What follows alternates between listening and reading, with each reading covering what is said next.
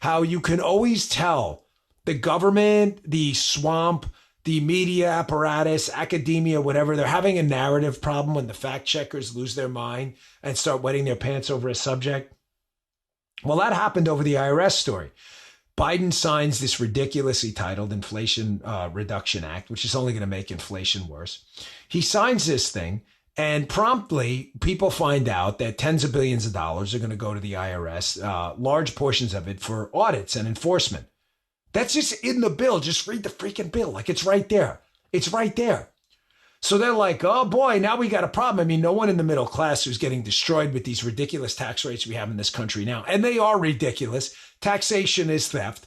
Outside of paying for our military and the constitutional functions of government laid out in our Constitution, it's just theft. They just steal your money to give it to other people. And I have zero problem saying that. Someone like Kevin Williamson, know at National Review, so he can write another op-ed no one will read about this exact topic, right?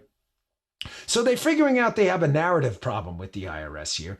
So I said, you know what? Let's go back to the drawing board. Just get the hard facts, so you don't get dissuaded by fact checkers who are going to make you believe this is about service enhancement. It is not.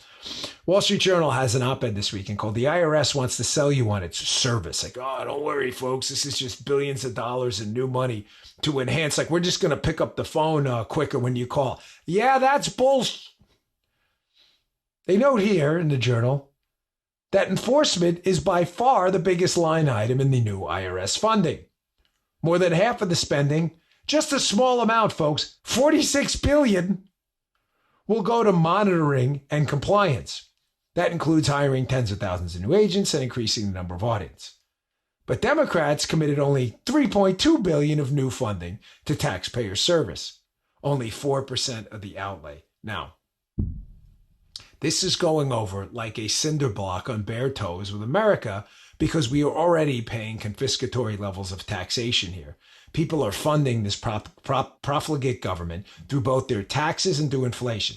You see, because when the government spends money it doesn't have in the tax base to support what it's spending, it has to come from somewhere. I mean, when I was in my prior line of work, I was paid a check by the government and the check cashed. But if the government didn't have the money, then where'd they get it?